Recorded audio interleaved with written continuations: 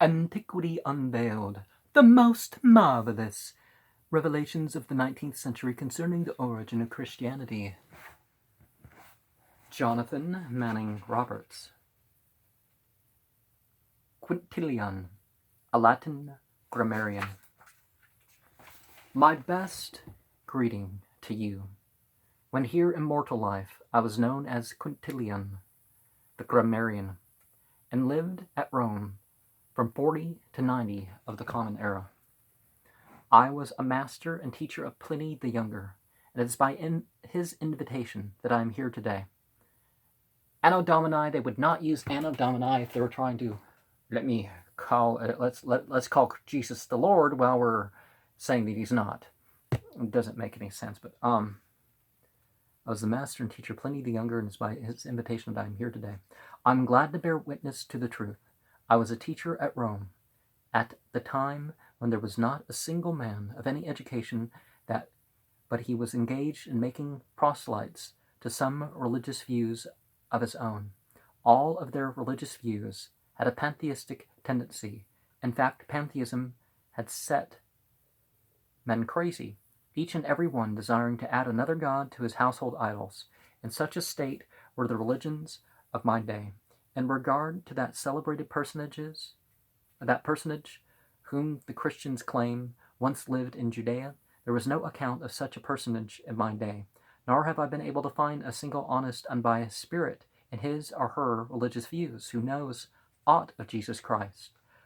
Another thing that occurs to me in relation to the story of Jesus, it is my clear and positive conviction that the real Jesus was Apollonius of Tyana. While in mortal life I saw Apollonius. He was young then, and I heard him speak at Antioch.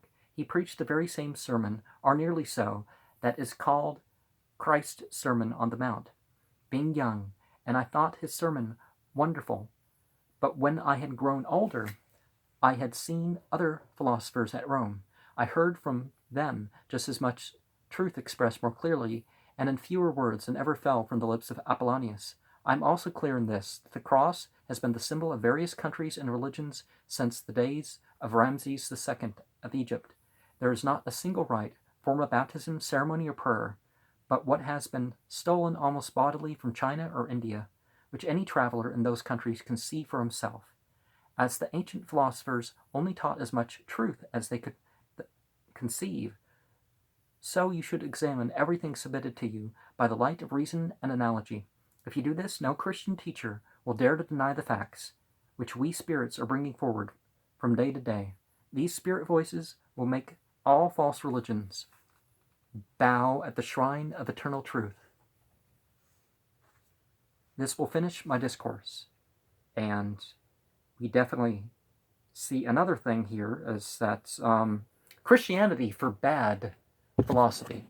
Paul was a great philosopher, as it says, and it's like, oh, no more philosophy, no more philosophy.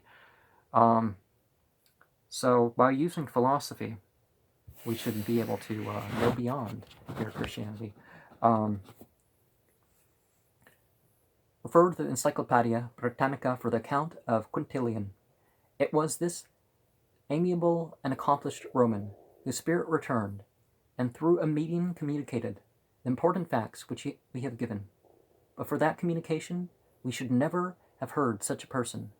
It would seem from his communication that he was neither born in Spain nor in Rome, as always has been supposed, but in Syria, as he says, that when quite young he at Antioch heard that Apollonius of Tyana preached, and this before going to Rome, when he heard the transcendent oratory of the Roman philosophers.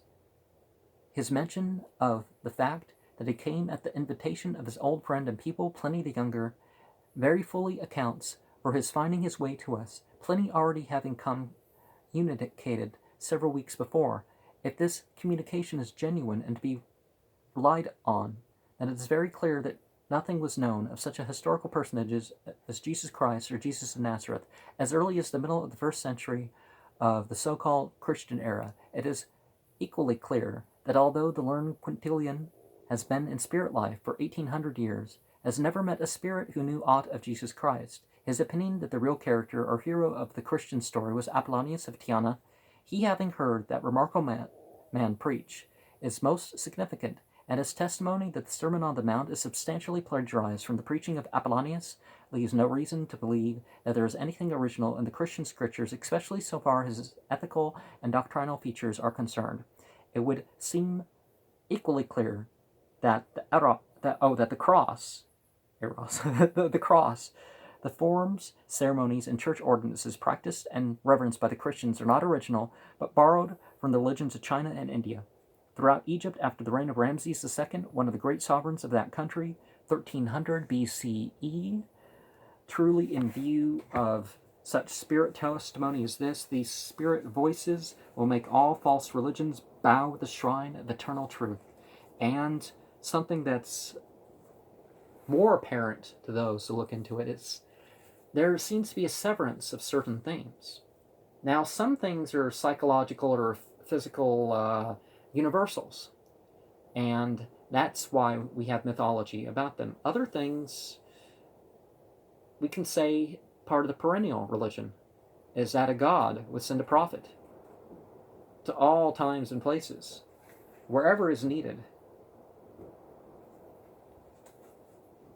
And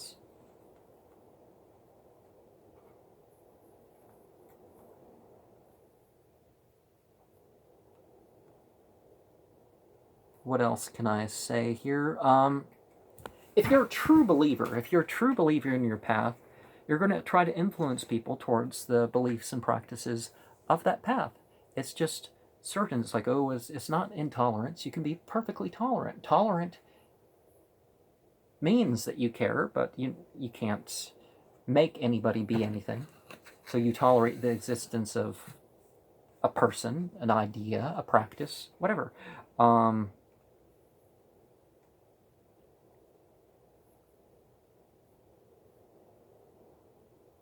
But why monotheism? Why pantheism? And Christianity is a pretend. It's monotheistic. It wants to be monotheist, but it's clearly not. You have no plurality in divinity. I mean, you have plurality in qualities and acts and that sort of thing, but not 2 in 1, not 3 in 1, not anything like that can be said of monotheism. But why would the Christians want to say they're monotheist?